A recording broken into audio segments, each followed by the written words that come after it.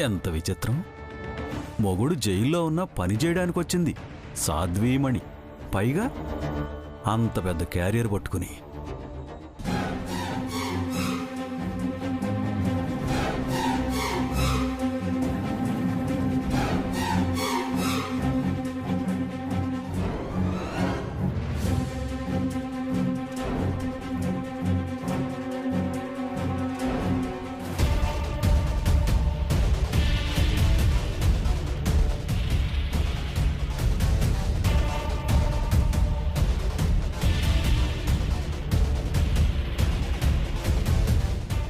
రే పిల్లలు, ఇప్పటికిప్పుడు మీకు ఉపయోగపడకపోయినా న్యాయశాస్త్రం గురించి తెలుసుకోవడం మంచిదని చెప్తున్నాను.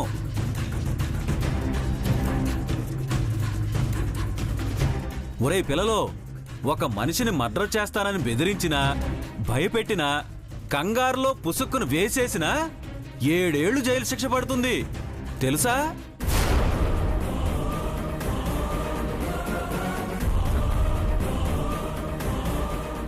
ఏంట్రా అలా చూస్తున్నారు? నిజం ఒట్రా. జైలుకు పోతే గవర్నమెంట్ జాబులు కూడా రావు. బతుకు పోలీస్ స్టేషన్ నుండి బస్టాండ్కి మారిపోతుంది.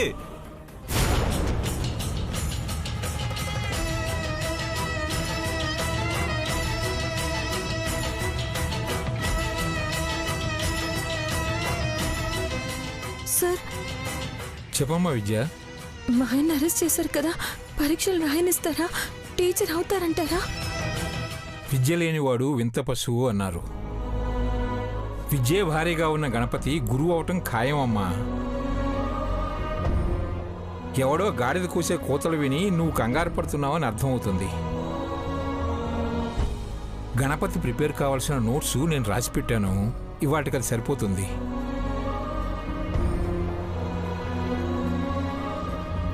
ఇదిగోనమ్మా, జాగ్రత్తగా తీసుకెళ్ళు.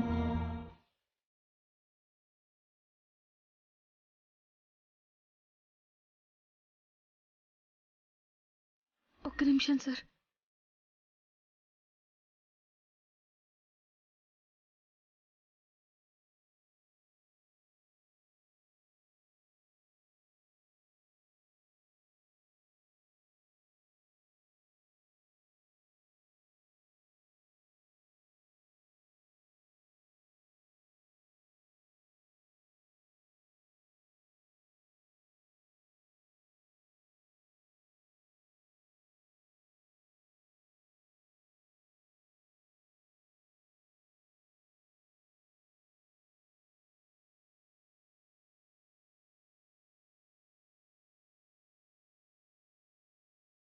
నేను వస్తాను సార్.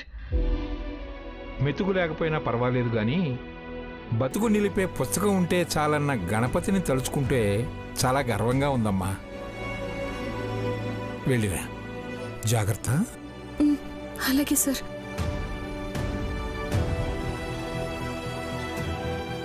వెళ్ళండి వెళ్ళండి వెళ్ళండి.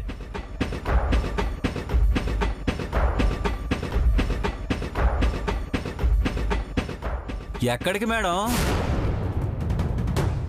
ఓ, పతి అలియాస్ ప్యూన్ దగ్గరకా? మేడం గారికి పోలీసులు పర్మిషన్ ఇస్తున్నారా? ఏ గణపతి సార్, నీ వెకిలి మాటలు కట్టిపెట్టు. ఇంతకుముందు ఒకసారి స్టూడెంట్ని ఇబ్బంది పెట్టినందుకు జైలుకి వెళ్ళొచ్చావు. ఇంకా సిగ్గు రాలేదంటే కష్టమే. ఇంకోసారి విద్యను ఏడిపించాలని చూస్తే ఈసారి నేనే నీ మీద పోలీస్ కంప్లైంట్ ఇస్తాను. జాగ్రత్త. అమ్మా విద్య, నువ్వు వెళ్ళమ్మా.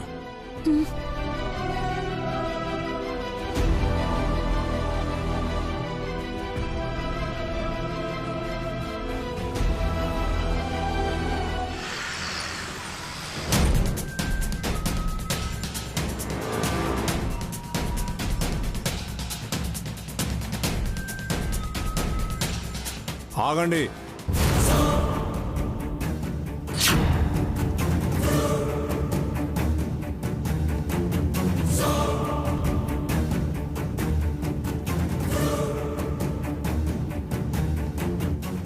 ఇలా రండి.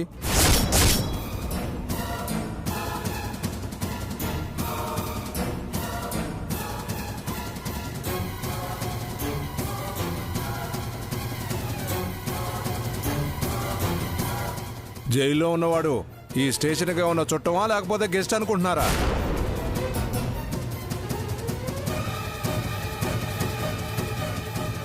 అట్ట అనుకుంటాను సార్. మరి ఈ క్యారేజీలేంటి?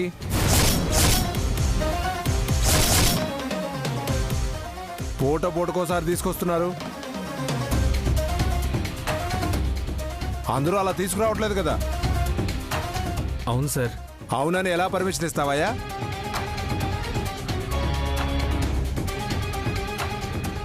సార్ కావాలంటే మీకు కూడా మా అమ్మాయి వండుకొని వస్తుంది సార్. అంత బాగా వంట చేస్తావా? చెయ్యి చూస్తేనే తెలుస్తుంది పాకశాస్త్రంలో బాగా మెలితిరిగిన చెయ్యి అని.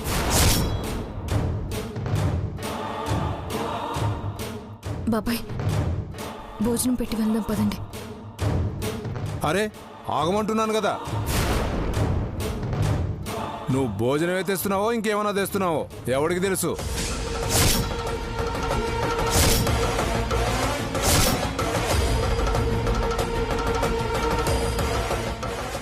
ఏం తెస్తారు సార్? అయినా ఇది చాలా చిన్న కేసు. నీకు తెలియదులేను ఉండవయ్యా. పెద్ద కేసులు ఎలా ఉంటాయో నాకు తెలుసు కదా.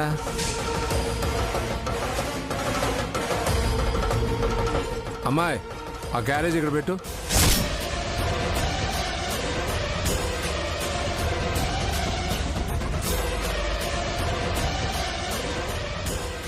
ఏంటమ్మాయి క్యారేజ్ పెట్టమన్నాను కదా, అలా చూస్తావేంటి? క్యారేజ్ ఇక్కడ పెట్టు.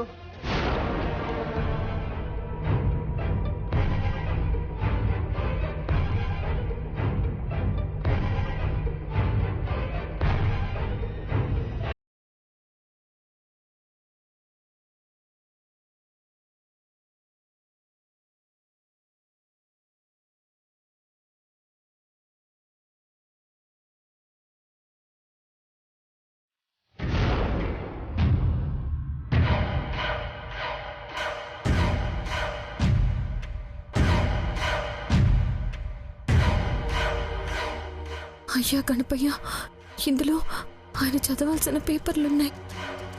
వాటిని చూసారంటే ఇంకో కేసు పెడతారేమో. పిచ్చి కూడా ఇప్పుడు ఇరుక్కుపోయేలా ఉంది. ఏడ్ చేయాలి. దేవుడా నువ్వు ఎలాగైనా కాపాడు. ఓ వంకాయ కర్రీ.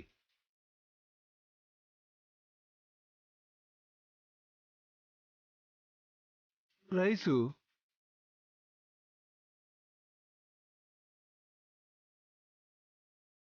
పప్పు.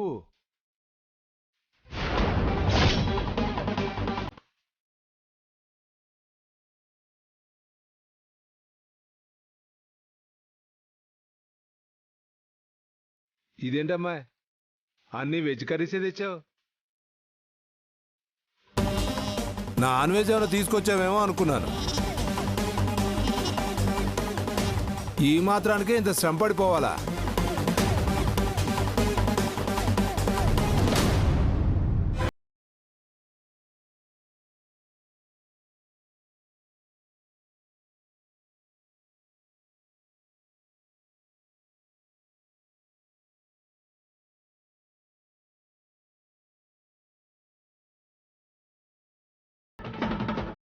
పదమ్మా.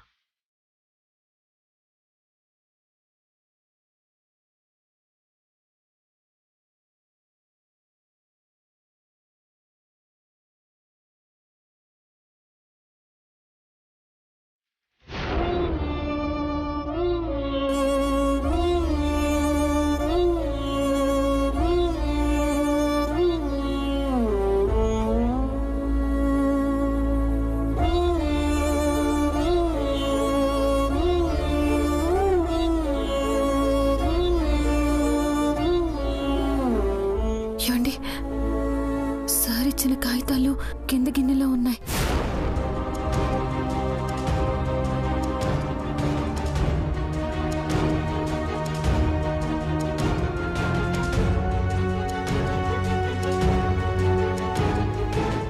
అతను చూస్తాడేమో అని టెన్షన్ పడ్డాను. అల్లుడు ఎట్టా ఉన్నావురా? నా గురించి చెప్పేది ఏముంటుంది మావయ్య, నేను బాగానే ఉన్నాను. బాగా చదువుకుంటున్నాను మావయ్య. మిమ్మల్ని ఎలాగైనా త్వరలోనే బయటికి తీసుకొస్తామండి. ఆ ప్రయత్నాలే చేస్తున్నాం. విద్య, నేను మిమ్మల్ని బాగా కష్టపెడుతున్నాను కదా. లేదు, మీరు బాగా కష్టపడి చదువుకుంటే చాలు. అల్లుడు, మా కట్టం లెక్కల్లోకి రాదు. నువ్వు బాగుపడితే మా అందరినీ బాగా చూసుకుంటావని తెలుసు. ఏమ్మా, త్వరగా రండి, మా సార్ అరుస్తారు. అదే కదా ఆయన ఎప్పుడూ చేసేది.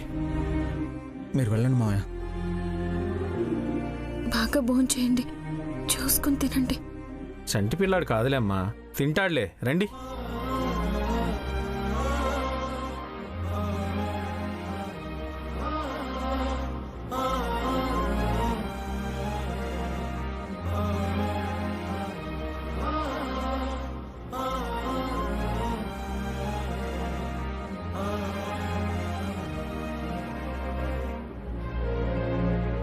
ఏమయ్యా, లాయర్ గారు ఫోన్ చేశారు. అప్పుడేనా? అదేంటమ్మా, ఇంకా ఎదురు చూస్తారా? ఇలాగైతే బెయిల్ రాదని చెప్పాను కదా. ఉన్నాయి. పెద్ద మొత్తం అయినా మా అల్లుడు రిలీజ్ అవడమే ముఖ్యం కదా. అదే అంటున్నాను, మనకొచ్చేదే 10 పైసలు. న్యాయాన్ని కూడా అమ్మేస్తున్నారు. వ్యవస్థ మీలాటోళ్ళ వల్లే పాడైపోయింది. త్వరగా పదండి. పదండి, పదమ్మా.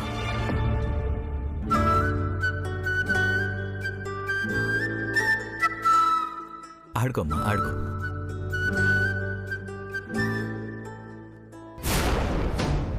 నమస్తే సార్. నరసింహ, రా రా రా, లోపలికి రండి, కూర్చో. కూర్చోండి. నమస్కారం. కూర్చోండి సార్. నమస్తే. నమస్కారం సార్. కూర్చోమ్మా. చెప్పాను కదా సార్, అటెంప్ట్ టు మర్డర్ కేసని. సంపేత్తన్నాడండి మా ఓడు. అన్నంత మాత్రాన సొంత తమ్ముడిని ఎవరన్నా శాస్త్రంగా దూరం చేసుకుంటారా అండి? ఆ డ్రెస్ కుట్టించేసి కేసు పెట్టించేశారు.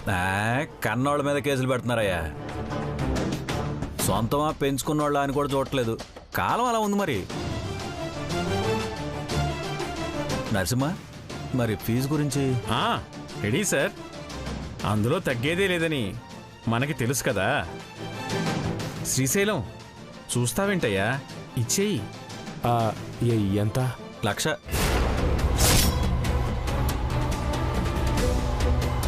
శ్రీశైలం 10,000 పైన ఇవ్వాలి. అదే పత్రాలకి.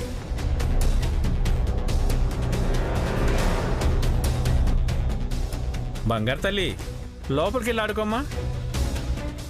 నా కూతుర్ని ఆడుకోనివయ్యా. నాకు డిస్టర్బెన్స్ లేనప్పుడు నీకిబ్బంది ఏంటి? ఊరికే అన్నాను సార్. నువ్వు ఆడుకోమ్మా, ఇక్కడే ఆడుకో. శ్రీశైలం, మీరు ఇచ్చేయండి అయ్యా. బాబాయ్, ఎంతున్నాయి? నా దగ్గర ఎప్పుడున్నాయన్నానమ్మా. మరి ఇక్కడికి ఎందుకు వచ్చాం బాబాయ్? ఆ అమ్మాయి అడిగింది డబ్బులు లేకుండా ఎలా వస్తామని. నువ్వేమో ఉన్నాయన్నావు. ఏంటయ్యా ఇది? ఈసారి ఒక్కళ్ళే గణపతి నడిపించగలరని నువ్వు చెప్పావుగా తమ్ముడు. ఫీజు ఇస్తే ప్రాసెస్ మొదలు పెడతాను. సార్, మాలు నడిపించగానే డబ్బు మొత్తం మీకు కట్టేస్తాను. నా మాట నమ్మండి. నరసింహ, ఏంటయ్యా ఇది? Sorry sir. శ్రీశైలం, సార్ ఎంత బిజీ లాయరో తెలుసా మీకు? ఇలా టైం వేస్ట్ చేస్తే నాకు చెడ్డ పేరు వస్తుందయ్యా. లేవండి లేవండి. అది కాదు తమ్ముడు. సార్, ఒక 2,000 ఇచ్చి. ఏమ్మా, ఇదేమైనా కూరగాయల బేరం అనుకుంటున్నావా? అది కాదు సార్, మా వారిని పిడిపించండి. మీ డబ్బు పువ్వుల్లో పెట్టిచ్చేస్తాం. చెవుల్లో పూలు పెట్టకండమ్మా. నేనేం పూజారిని కాదు. వెళ్ళండి వెళ్ళండి. సార్, అది కాదు సార్, ప్లీజ్ సార్. సార్, అది కాదండి. వెళ్ళమని చెప్తున్నా కదా. కానిస్టేబుల్, తీసుకెళ్ళు. పదండి అయ్యా, పదండి. బాబాయ్, పదండి. పదండి పదండి పదండి. Sorry sir.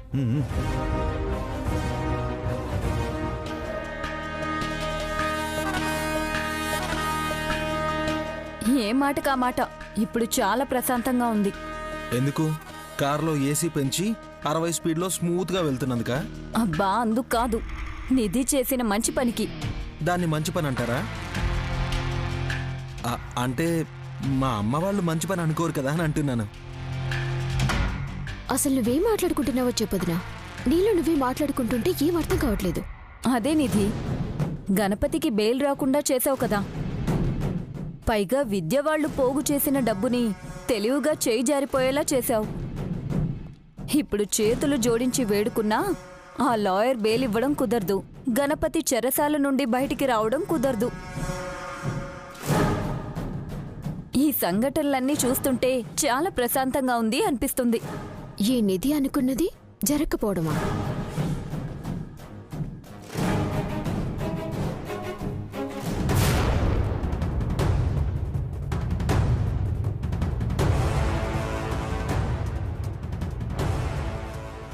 ఇప్పుడు ఇంకో గమ్మత్తేంటో తెలుసా? విద్య మనకి ఎదురుగానే వస్తుంది.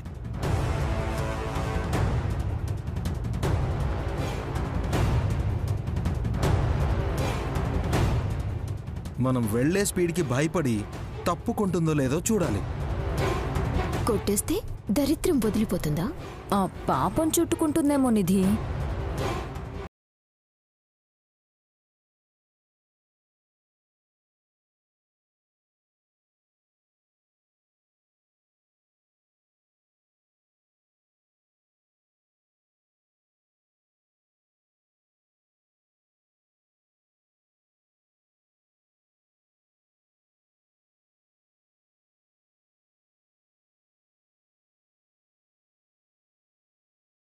ఏంటి పరధ్యానంలో ఉన్నావు?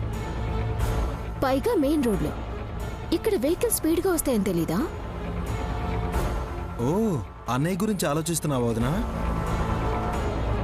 అయినా అన్నయ్య జైల్లో ఉండగా నువ్వు జాగ్రత్తగా ఉండాలి కదా. మరి ఇంత నిర్లక్ష్యంగా తిరుగుతావేంటి? ఏదన్నా కారొచ్చి కొట్టేస్తే ఏంటి పరిస్థితి? ఇప్పటికే డబ్బులు లేవని రోడ్డు మీదకి వచ్చేశారు. అవును, ఈ దారిలో మీరొస్తారని తెలియక అజాగ్రత్తతో నడిచాను. లేదంటే జాగ్రత్త పడేదాన్ని. అయితే మా వల్లే ప్రమాదం అంటావు? మీకంటే పెద్ద ప్రమాదం ఏది ఉండదు అంటున్నాను.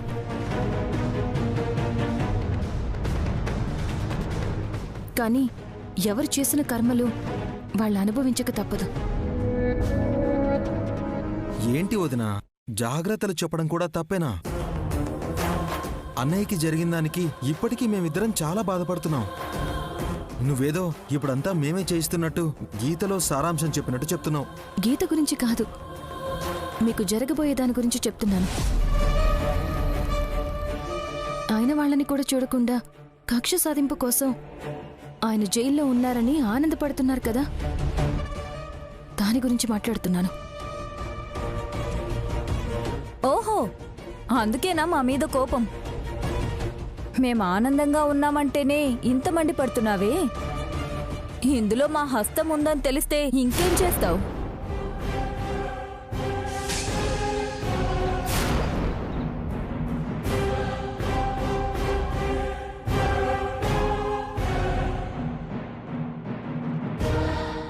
నాకన్నీ తెలుసు వదినా.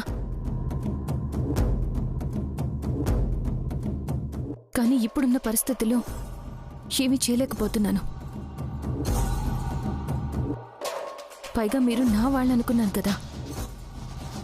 మిమ్మల్ని ఏమైనా అందామంటే మనస్ఫూర్తిగా మాటలు రావట్లేదు. నేను మీకు బుద్ధి చెప్పడం కాదు, ఆయన తప్పకుండా బయటికొస్తారు. ఆ రోజు ఎగతాళి చేసిన వాళ్ళని వదిలిపెట్టను.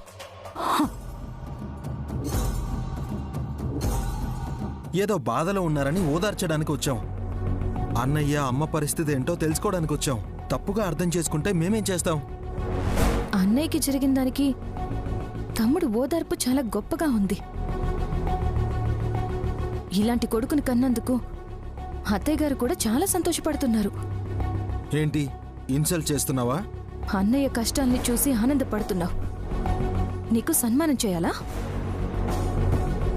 కొద్ది రోజులు ఆగండి, ఆయన్ని ఎలాగోలా బెయిల్ మీద బయటకు వచ్చేలా చేస్తాను. అప్పుడు మీ అందరికీ సన్మానం చేస్తారు.